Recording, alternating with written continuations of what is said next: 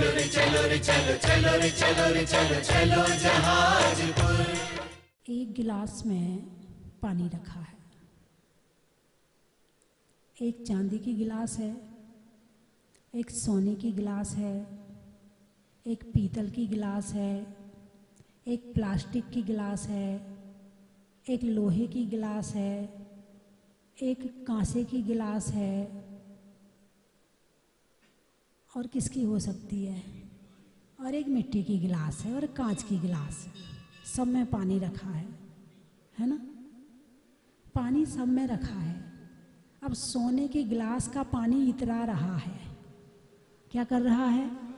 इतरा रहा है। क्यों? मैं सोने की गिलास में रहता हूँ। क्या कह रहा है?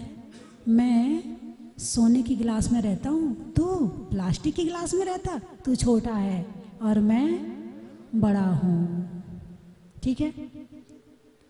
अब वो सोने की गिलास का पानी निकाल करके किसी ने प्लास्टिक की गिलास में रख दिया। अब क्या हुआ? अब इतराएगा?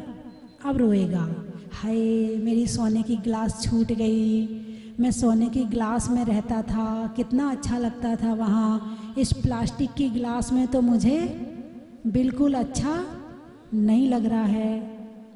ऐसा सही है या गलत है? तो पानी दुखी होता है कि नहीं होता है? अभी आप मेरी बात नहीं समझ पाए, मैं क्या कहना चाहती हूँ। हैं?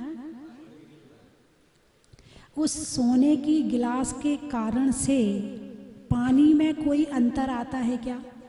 जैसा सोने की गिलास में है वैसे प्लास्टिक की गिलास में है। पानी पानी है, सोना सोना है। सोना पानी नहीं बनेगा और पानी सोना नहीं बनेगा। फाइनल?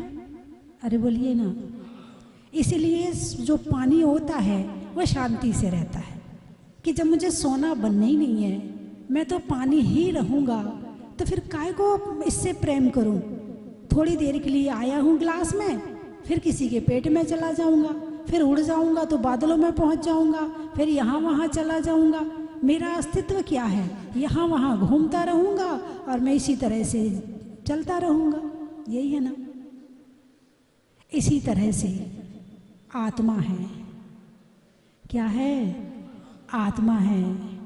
कभी देव के शरीर में चली गई, कभी मनुष्य के शरीर में चली गई, कभी नारकी के शरीर में चली गई, कभी बिल्ली बंदर आदि के शरीर में चली गई, कभी घोड़ा आदि के शरीर में चली गई, कभी पेड़ बन गई, कभी पक्षी बन गई, कभी कुछ बन गई और इधर उधर होती रहती है।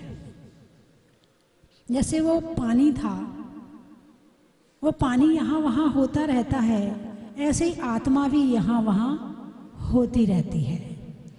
आत्मा आत्मा है, कितने शरीर में चली जाए, शरीर आत्मा नहीं बनती और आत्मा शरीर नहीं बनता। ठीक है ना? उस पानी के जैसे जैसे गिलास में पानी रखा है तो पानी गिलास नहीं बनेगा और गिलास पानी नहीं बनेगा। अब ऐसे हम मनुष्य शरीर में आए हुए हैं। किस में आए हुए हैं? मनुष्य शरीर में आए हुए हैं। अब एक का मकान तो 5 मंजिल का है और एक के पास में झोपड़ी है, तो एक तो दुखी है और एक सुखी है। ऐसा है या नहीं है? छैढाला में अग्रहित मिथ्यात्व का वर्णन करते हुए पंडित दौलत राम जी कहते हैं, मैं सुखी दुखी में रंग की राव, मेरे घर ग्रह गोधन प्रभाव, मेरे सुततिये में सबल दीन, बेरूप सुभग मूरख प्रवीण। मैं क्या हूँ? मैं सुखी हूँ, मैं दुखी हूँ, मैं राजा हूँ, मैं गरीब हूँ। हैं? मेरे घर में धन है, मेरे घर में गाय है, मेरे घर में मेरा प्रभाव है, मैं सुंदर हूँ, मैं कुरूप हूँ, मैं मूर्ख हूँ, मैं होशियार हूँ। कौन कह रहा है? पानी कह रहा है। किसके कारण कह रहा है? गिलास के कारण कह रहा है। आत्मा कह रही है बाहर के संयोगों के कारण। पानी गिलास में आया, संयोग। वियोग होगा, वियोग का टाइम आएगा, वियोग हो जाएगा। संयोग का टाइम आया तो गिलास में आ गया। अरे बोलिए ना, कठिन तो नहीं लग रहा है? समझ में तो आ रहा है ना? पानी गिलास में आया, संयोग, चला गया, वियोग। मेरे मकान नहीं है, मेरे दुकान नहीं है, मेरा ये नहीं है, मेरे घर में ये ऐसा है, मेरे घर में ऐसा, मैं सुखी हूं। मैं सुखी हूं किसके कारण से? तुम सुखी अपने आप को किसके कारण से मान रहे? गिलास के कारण से। किसके कारण से मान रहे हो? गिलास के कारण से। दुखी क्यों मान रहे हो? गिलास तो मिली है मगर सोने की नहीं मिली, लोहे की मिली है। इसलिए मैं गरीब हो गया, इसलिए मैं दुखी हो गया हैं। मैं सुखी दुखी, मैं रंग राव, मैं राजा हूं, मेरी चलती है, मेरे इशारे से सारा काम होता है, मेरे हिसाब से तो सारी दुनिया चलती है, मेरे हिसाब से तो मेरे परिवार वाले, मेरे यहाँ पत्ता भी नहीं मिलता मेरे बिना। तो शादी की खरीदारी भी होनी हो तो मेरे से पूछे तो खरीदते भी नहीं है क्या? मैं रंक, मैं राजा हूं, मैं राव, मैं रंग के राव, मैं गरीब हूं, राजा हूं। मेरे घर धन है, मेरे पास बहुत धन है, मेरे से पंगा मत लेना, तुझे यूं खरीद लूंगा मैं। मेरे घर धन, गोधन प्रभाव। गोधन कौन सा धन? पहले के समय में गाय बहुत होती थी, गाय। थोड़े थोड़े आप लोग इस साइड आ जाओ तो महिलाएं इधर आ जाएंगी, है ना? थोड़ी महिलाओं को बैठने की जगह दे दो।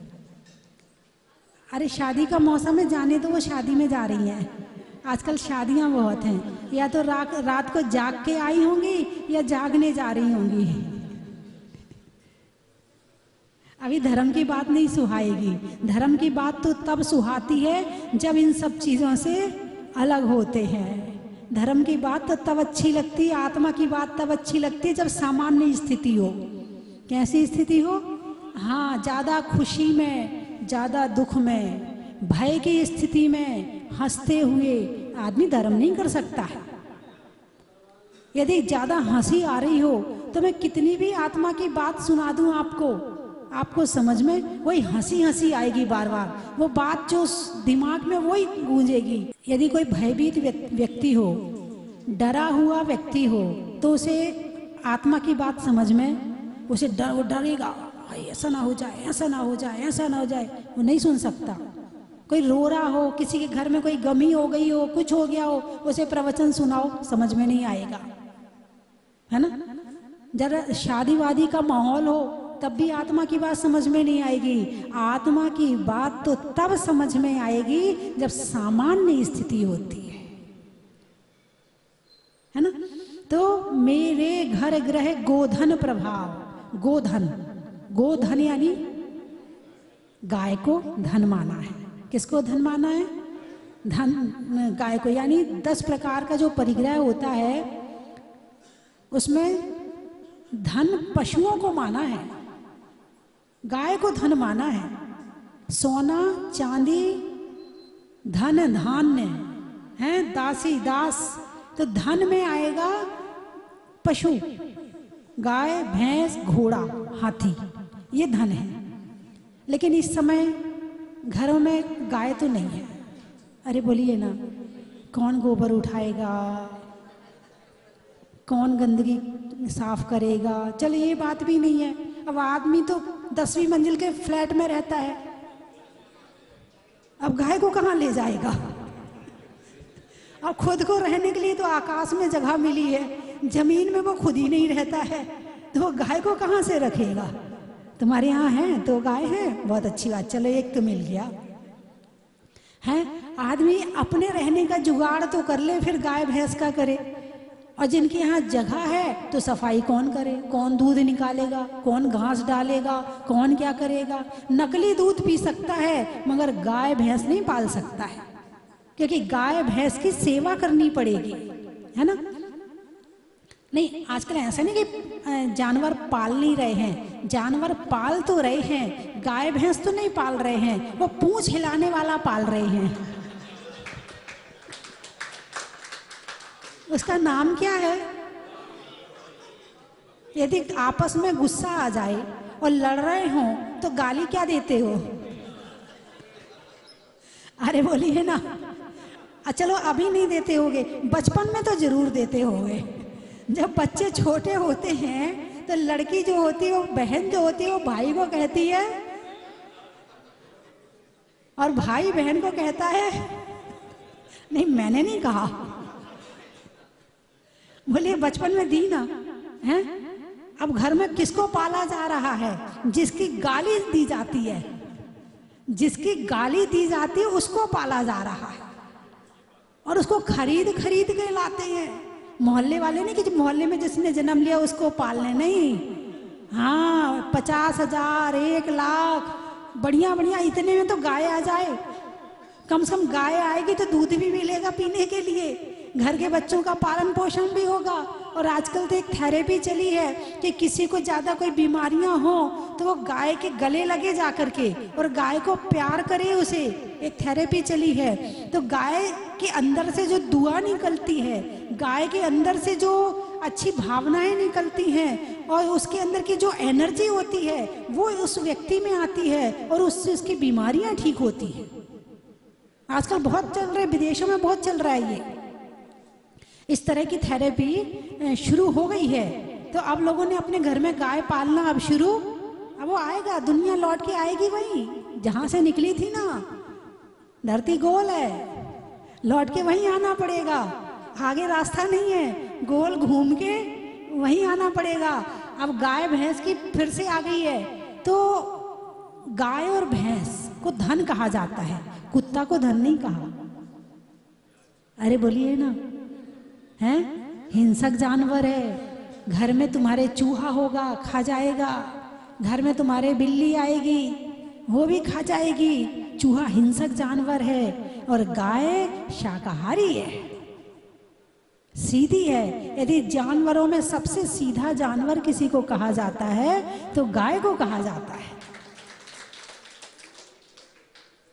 और गाय को तो माँ की उपमा दी है। जैसे माँ अपने बच्चों का पालन पोषण करती है, ऐसे गाय अपना दूध पिला पिला के तुम्हारे घर के बच्चों का और बड़ों का और बूढ़ों का सबका पालन पोषण करती है। उस कुत्ते की जगह यदि गाय लेकर आओ, क्योंकि ऐसे नहीं कि कुत्ते की सेवा नहीं करनी पड़ती। बहुत से घर तो ऐसे हैं जहाँ एक कुत्ता के लिए एक आदमी रखा जाता है। देखो आ गया ना। उसके नहलाने के लिए उसकी साबुन अलग आती है, उसके बिस्किट अलग आते हैं, उसका खाना अलग आता है, उसका डॉक्टरों का इलाज अलग करवाना पड़ता है, एक एसी वाला कमरा अलग होता है कुत्ते का। इतनी सेवा गाय की कर लो तो तुम्हें शुद्ध दूध मिल जाए और तुम्हारे घर की आधी बीमारियां वैसी चली जाए। शुद्ध दूध होगा, शुद्ध घी होगा और एक गाय को, एक सीधे साधे प्राणी को सेवा करने का फल भी मिलेगा। जब किसी का बुध ग्रह खराब होता है तो ज्योतिषी कहता गाय को हरी घास डालो, कहता नहीं कहता। और यदि तुम्हारे घर में गाय रहेगी तो रोज घास डालोगे हरी हरी, तो तुम्हारा बुध ग्रह खराब होगा ही नहीं। आज तुमने घर में गाय पालना बंद कर दी तो घास डालना बंद हो गई। अब घास डालना बंद हो गई तो तुम्हारा बुध ग्रह खराब हो गया। मम्मी पापा की सेवा बंद हो गई तो तुम्हारा सूर्य और चंद्रमा खराब हो गया। भाई के साथ नहीं रहते हो तो तुम्हारा मंगल खराब हो गया। पत्नी से पति से लड़ाई झगड़े करते हो तो शुक्र ग्रह खराब हो गया। ये ग्रह खराब कैसे होते हैं? जब हम अपना मन खराब करते हैं और मन खराब करके इनसे संबंधित लोगों से लड़ाई झगड़ा करते हैं तो हमारे ग्रह खराब हो जाते हैं। और परिवार में यदि मैत्री रहे और भगवान की सेवा होती रहे और गुरुओं की सेवा होती रहे तो तुम्हारे सारे ग्रह बढ़िया हो जाएंगे। ग्रह खराब कैसे होते? करने वाले भी हम ही हैं और ठीक भी हम ही कर सकते हैं। और सारी चीजें हमारे पास में हैं कि हम उसे ठीक भी कर पाए। अरे बोलिए ना, कुछ कमेंट्स दे रहे हैं आप? शनि ग्रह की, हाँ, ज्यादा छोटों पर, अपने से छोटों पर, जो तुमसे छोटे हैं, तुमसे कमजोर हैं, उन पर ज़्यादा गाली गलौच नहीं करना, ज़्यादा उनको बुरा नहीं कहना, ज़्यादा उनको उससे शनि ग्रह ठीक हो जाता है। हाँ, ओहो, शनि को तो छोड़ ही दिया था मैंने, बाकी ग्रह तो बता ही दिए थे, शनि को छोड़ दिया था, और मैन तो शनि है, ये बैठी है शनि को ठीक करने वाले। जाओ जहाजपुर, भगवान का अभिषेक करो, शांति धारा करो, तुम्हारा शनि भी ठीक हो जाएगा।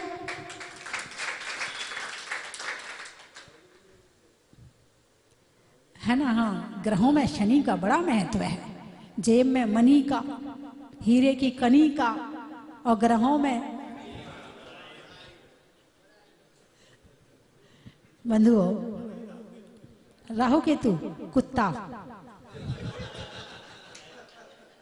मैं बोलना नहीं चाह रही थी, मैं उसके विषय में बताना नहीं चाह रही थी, क्योंकि घर में तो पाल रखे हैं और राहु को तो घर में बिठा रखा है। अब राहु खराब नहीं होगा तो क्या होगा?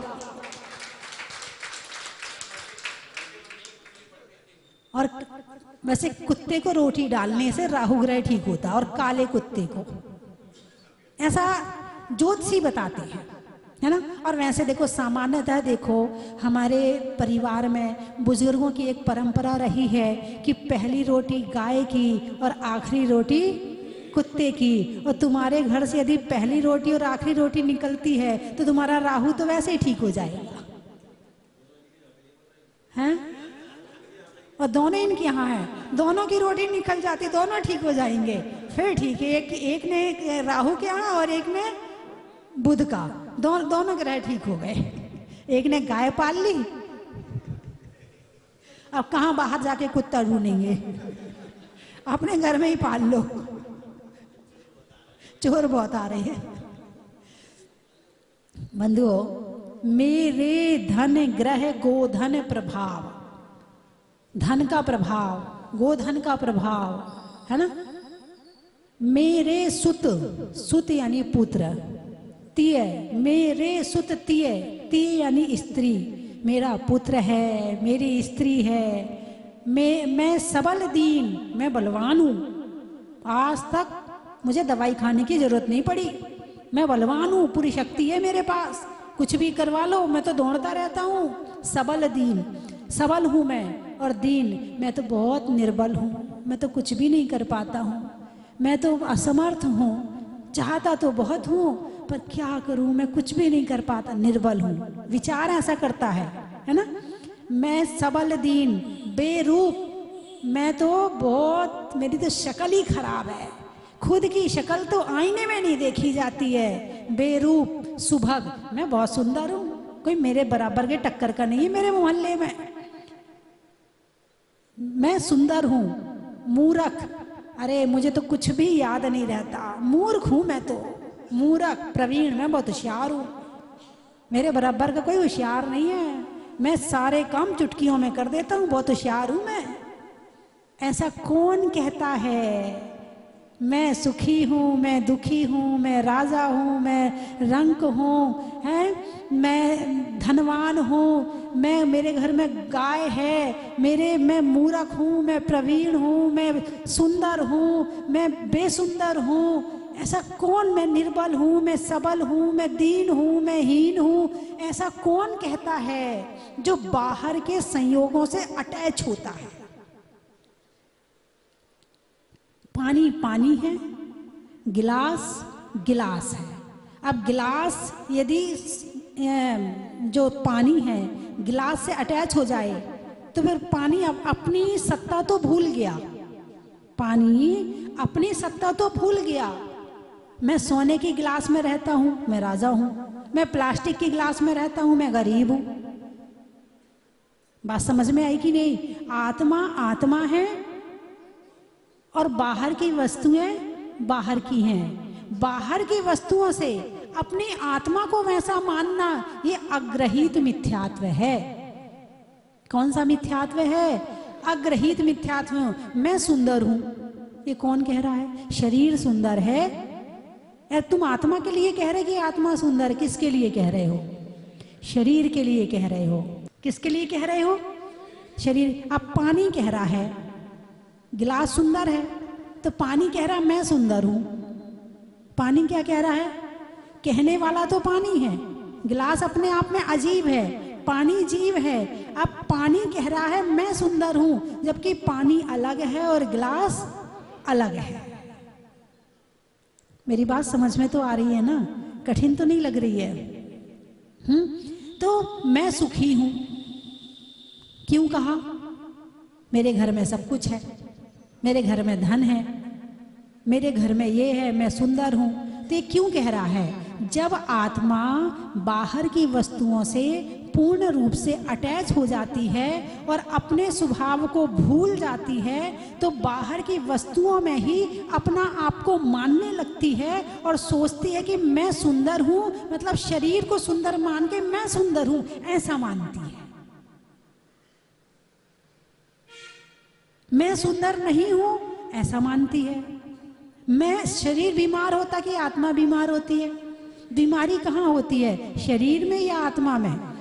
शरीर में। जैसे मान लो किसी को ऐसी बीमारी है कि उसके बचने के कोई चांस नहीं है ना? क्या? कैंसर की। भैया कह रहा है कैंसर की। ऐसा हो जाता जब कैंसर ज़्यादा बढ़ जाता है तो बचने के कोई चांस नहीं होते हैं। अब बीमारी कहाँ है? शरीर में। फिर बचने के चांस नहीं है। किसके बचने के चांस नहीं है? शरीर की मशीनें डेड हो रही हैं। क्या? जब शरीर की मशीन डेड हो जाती है तो आत्मा उसमें से निकल के चली जाती है।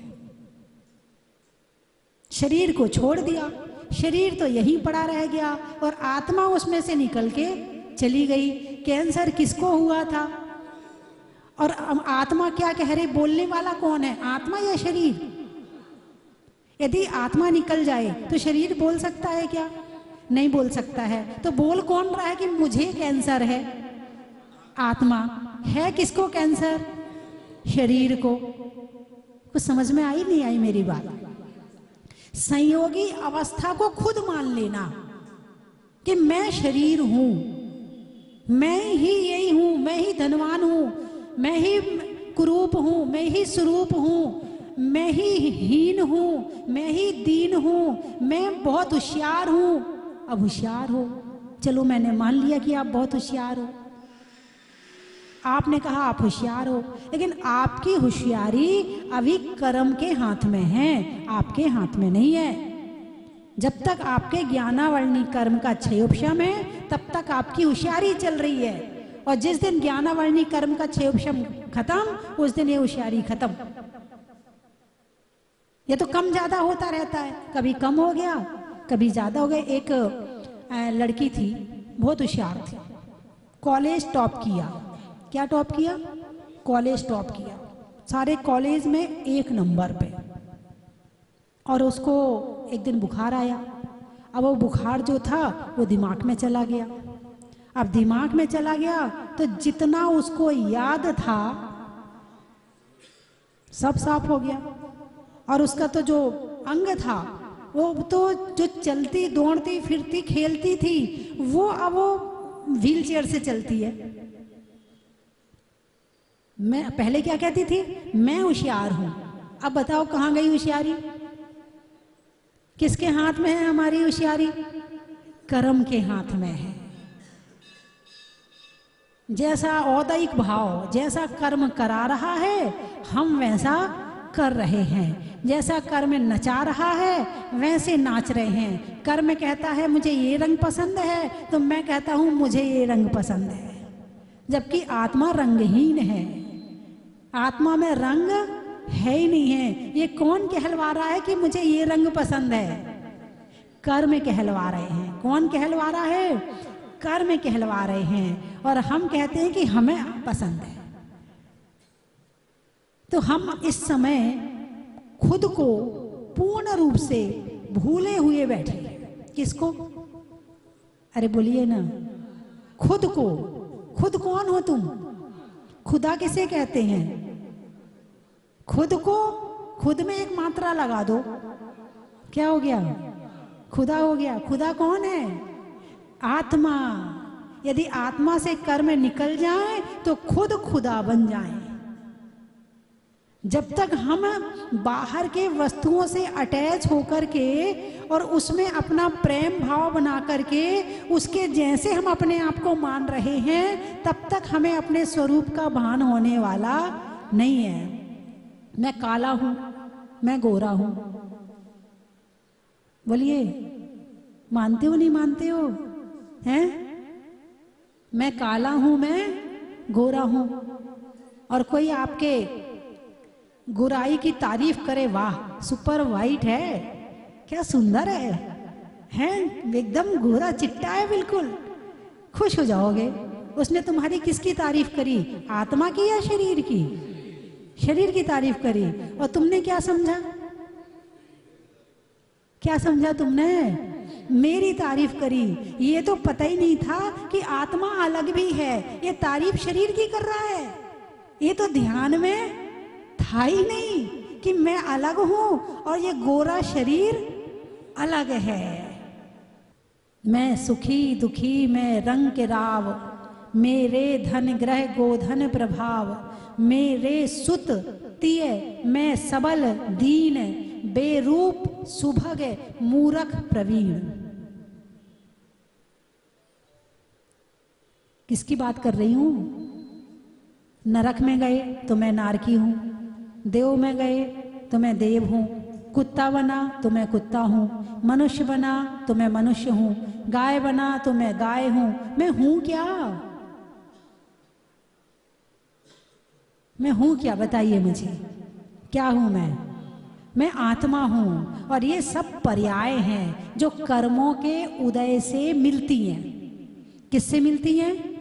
कर्मों के उदय से मिलती हैं। तुमने विशेष पुण्य किया था कि तुम्हें मनुष्य शरीर मिला है, लेकिन इस मनुष्य शरीर से इतना पुरुषार्थ किया जा सकता है कि शरीर रहित हुआ जा सकता है।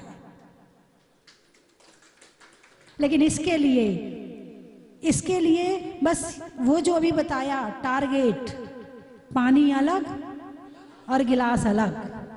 मैं गोरा हूं, ना मैं काला हूं, ना मैं लंबा हूं, ना मैं मोटा हूं, ना मैं पतला हूं, ना मैं गोरा हूं, ना मैं काला हूं। मैं कुछ नहीं हूं। मैं क्या हूं? मैं रंगहीन हूं, मैं स्पर्श रहित हूं, हैं?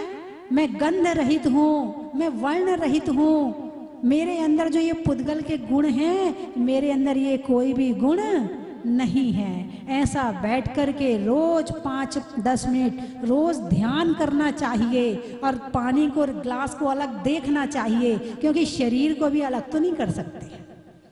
आप सोचो कि माता जी ने कहा शरीर अलग है और आत्मा अलग है, तो चलो ऐसा करते हैं कि मर जाते हैं, तो क्या होगा?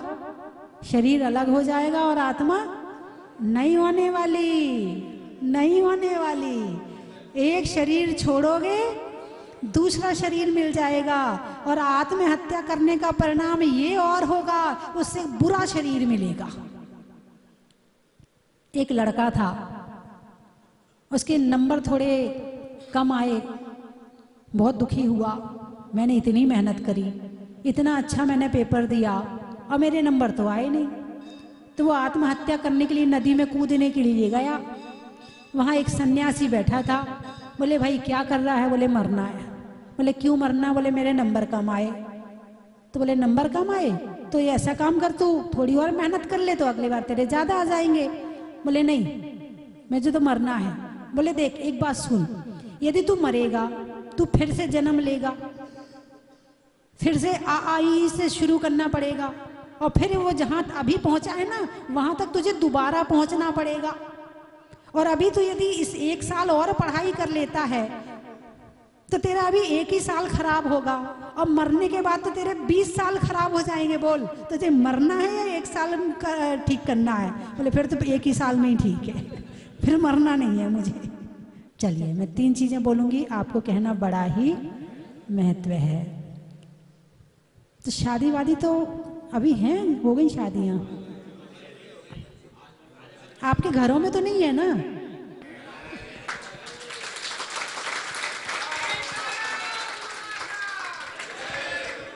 वापिस आ गए अपने यहाँ। हाँ ऐसे ही लग रहा है, मुझे भी ऐसे ही लग रहा है। हाँ सही बात है, बिल्कुल सही बात है।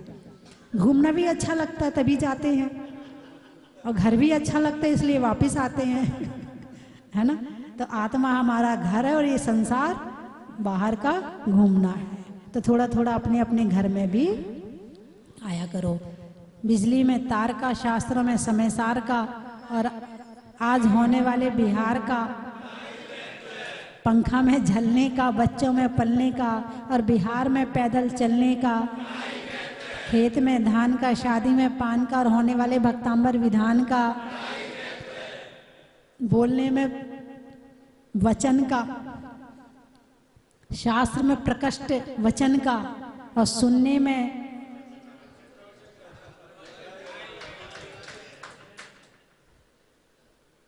सतियों में मनोरमा का, रात्रि में क्षमा का, और हमारी अपनी आत्मा का, रिश्तों में नानी का, होने में ज्ञानी का, और गिलास में पानी का, कर्म के हरने का, त्याग के वरने का, और पानी पीने में अपनी आत्मा को याद करने का। तो गिलास से पानी तो पीते नहीं है, तो अब बोतल को ही गिलास मान लेना। बोतल अलग है और पानी अलग है। अब वो पानी चाहे किसी भी, पानी चाहे गिलास में हो, बोतल में हो, अलग अलग कहीं कहीं रख दो, पानी तो पानी। ऐसे शरीर में दम का और जीवन में संयम का।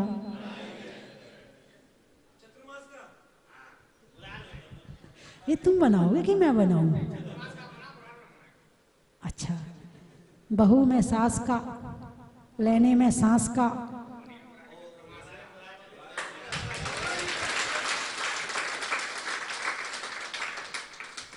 बोले 24 भगवान की।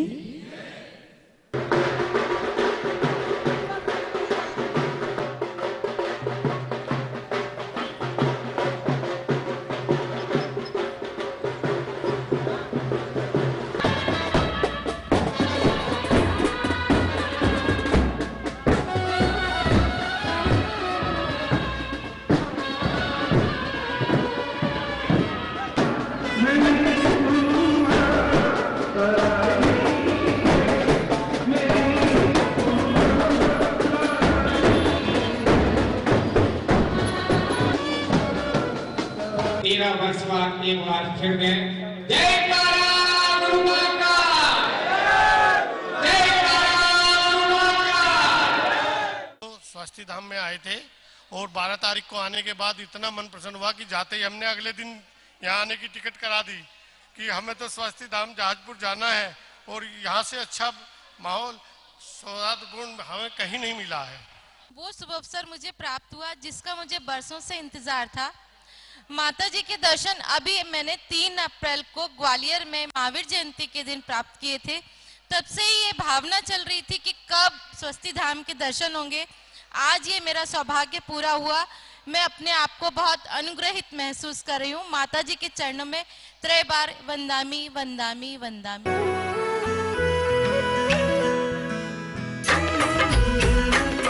चन की थाल को सजाओ रे आज, रत्नों की थाल को भर लाओ रे आज।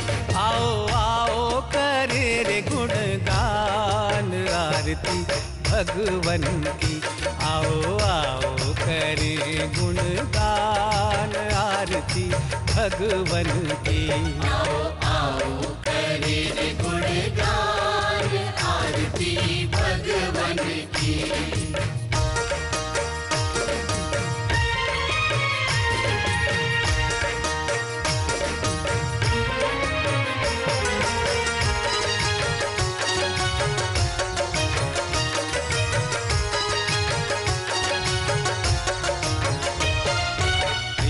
सुमित्र के राज दुलारे। परम विदुषी लेखिका गणिनी आरिका रत्न श्री 105 स्वस्ति भूषण माता जी, जिन्होंने मात्र 20 वर्ष में 100 से भी अधिक किताबें लिखकर जैन समाज को अनूठा योगदान दिया है। बड़े बड़े विधान जैसे कल्पद्रुम महामंडल विधान, सिद्ध चक्र महामंडल विधान, इंद्रध्वज महामंडल विधान एवं विशेष जनपद, पूजांजलि आदि महत्वपूर्ण साहित्य बहुत ही सरल व सुबोध शैली में लिखे हैं, जिसमें गद्य एवं पद्य साहित्य भी समाहित है। इन महान साहित्यों को पढ़कर आप भी अपने ज्ञान का विकास कर सकते हैं। साहित्य प्राप्त करने हेतु आज ही संपर्क करें। संपर्क सूत्र 7906062500 9868345768।